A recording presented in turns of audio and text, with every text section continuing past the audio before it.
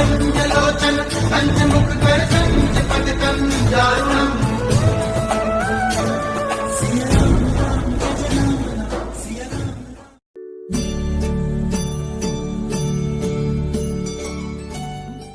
महाराज जी के आज के विशेषांक में रक्षा सूत्र परिवार के सभी सदस्यों का हार्दिक स्वागत है। बाबा जी के भक्तों को राम राम। सन 1935 के बाद महाराज जी इधर उधर भ्रमण ही करते रहे। इस शताब्दी के चौथे दशक के बाद वे नैनीताल आने जाने लगे। नैनीताल से 2 किलोमीटर दूर उसके प्राकृतिक द्वार पर स्थित मनोरा पर्वत पर ही बाबा अधिकतर रहा करते थे। इस प्रकार सर्वप्रथम उन्होंने इस पर्वत को ही अपनाया। मनोरा का यह पर्वत आदिकाल से ही कच्चा था। इसमें बजरी बहुत और चट्टान कम है। इस कारण इसमें कभी भी निर्माण कार्य नहीं हो सका।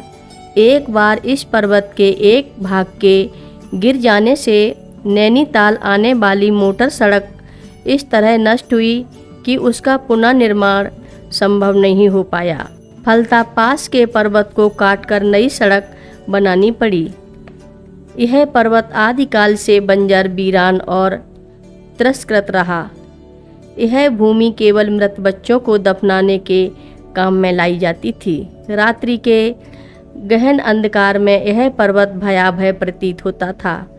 बाबा की चरण रज के प्रताप से इसका भाग्य चमक उठा। बाबा ने इसे आश्रम और मंदिरों के निर्माण के लिए चुना और बिना किसी प्रकार के विरोध के इसमें आसानी से कब्जा भी हो गया। बाबा ने इसका नाम हनुमानगढ़ रखा।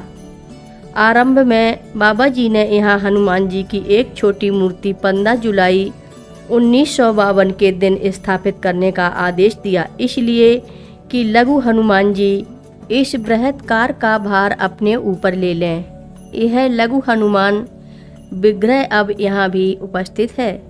यहाँ बाबा ने रामायण और हनुमान चालीसा के सैकड़ों अखंड पाठ कराए थे।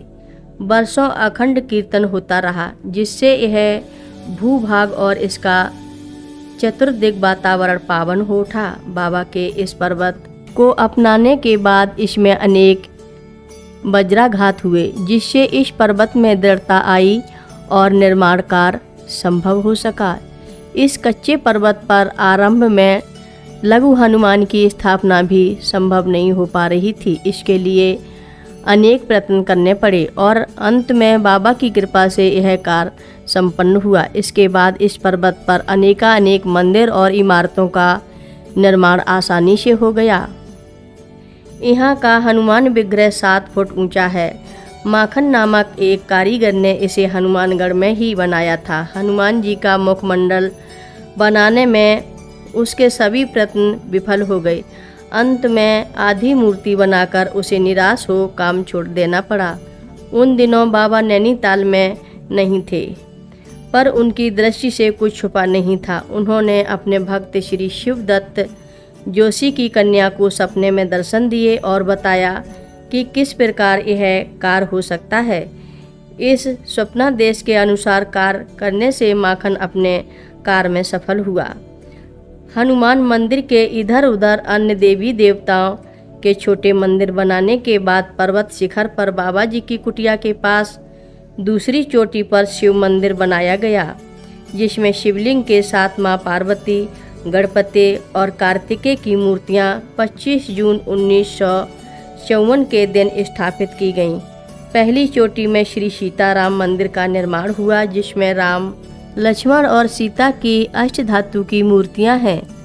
रामनवमी के दिन स्थापित की गई। इन दोनों चोटियों को सीमेंट के एक चौड़े पुल से संयोजित किया गया, जिससे इस स्थान की रमणीयता और भी बढ़ गई। जिस स्थान में बाबा जी की कुटिया थी, वहां अब उनके विग्रह के स्थापन की योजना है। इन भव्य मंदिरों के अतिरिक्त यहाँ आश्रम और कीर्तन भवन का भी निर्माण हुआ।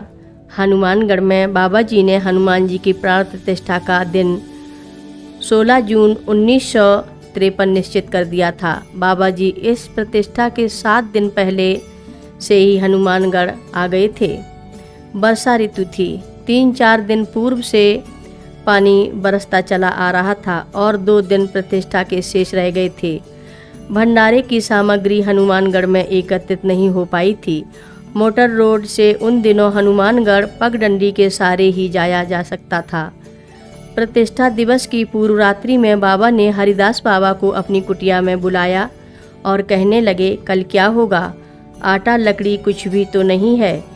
यह कहकर जोर से हंसने लगे और अपने दोनों हाथों से पकवान खाने की मुद्रा एवं क्रिया का प्रदर्शन भी करने लगे। इसके बाद आपने हरिदास बाबा को किसी को साथ लेकर मोटर सड़क पर जाने का आदेश दिया। प्रातः 3 बजे का समय था। एक ट्रक वहां सड़क पर आकर रुका और उसमें बर्तन, आटा, घी, लकड़ी आदि भंडारे की सारी सामग्री भरी पड़ी थी। वर्षा भी शांत हो गई थी। नेपाली कुलियों का एक गिरोह उस समय अपने घर नेपाल जाने के लिए इस स्थान से आगे पैदल जा रहा था। उन्हें रोककर सामान ऊपर ढुलवाने का काम सौंपा गया और 1 घंटे में सब सामग्री ऊपर पहुंच गई। इसके बाद पुनः मूसलाधार वर्षा होने लगी। सवेरे तक पानी बरसता चला गया। 7 बजे महाराज जी अपनी कुटिया से बाहर चले आए और अपने कंबल को दूर फेंक कर कहने लगे, पवन तनय बल पवन समाना, बुद्धि विवेक विज्ञान निधाना, कबन सो काज कठिन जग माही, जो नहीं होई तात तुम पाही। शीघ्र ही बादल छट गए। सूर्य भगवान के दर्शन होने लगे और प्राण प्रतिष्ठा की तैयारी आरंभ हो गई। धीरे धीरे अपार जन समुदाय एकत्रित हो गया। महाराज जी पर्वत शिखर से उतरकर अन्यंत्र चले गए और वहां से लौटने पर अपनी कुटिया में बंद हो गए। प्राण प्रतिष्ठा और भंडारे का कार्य विधिवत चलता रहा। यह भंडारा अनुपम था। बहुत बड़े कढ़ाओं में मालपुआ पूड़ी बनाई जा रही थी। नैनीताल के लगभग सभी स्त्री, पुरुष और बच्चों ने प्रसाद ग्रहण किया। रात दिन भंडारा चलता रहा। गोदाम के सभी घी के टिन खाली हो चुके थे। भंडारे के कार्यकर्ताओं को घी की चिंता हो रही थी। इस बीच बाबा जी ने एक सेवक से घी के कुछ खाली टिनों को पानी से भरवा दिया। जब कार्यकर्ताओं ने बाबा से इस संबंध में अपनी चिंता व्यक्त की तो बाबा उन्हें डांटते हुए बोले, गोदाम देखा है, जाओ देखो। वे पानी से भरे टिन शुद्ध घी के हो गए हैं और भंडारा यथावत चलता रहा। हनुमानगढ़ का निर्माण हो जाने पर सरकार ने यहाँ वेधशाला का निर्माण किया। इस कारण इस स्थान को सुंदर मोटर सड़क, बिजली और पानी के नलों की भी सुविधा प्राप्त हो गई। फलता लोगों का यहाँ आना जाना सुगम हो गया और यह नैनीताल का प्रिय दर्शनीय स्थल बन गया, जिसे देखे बिना नैनीताल की यात्रा अब अधूरी प्रतीत होती है। यह बाबा जी की कृपा का फल है कि इस पर्वत की चंद वर्षों में काया ही पलट गई। हर रोज महाराज जी की कथाएं सुनने के लिए रक्षा सूत्र चैनल को सब्सक्राइब करें, शेयर करें और लाइक करें। घंटी बजाना ना भूलें। कमेंट बॉक्स में लिख भेजें, जय नीव करोरी बाबा जी महाराज। सभी भक्त मिलकर बोलो, नीव करोरी बाबा जी महाराज की जय बोलो। जय श्री राम।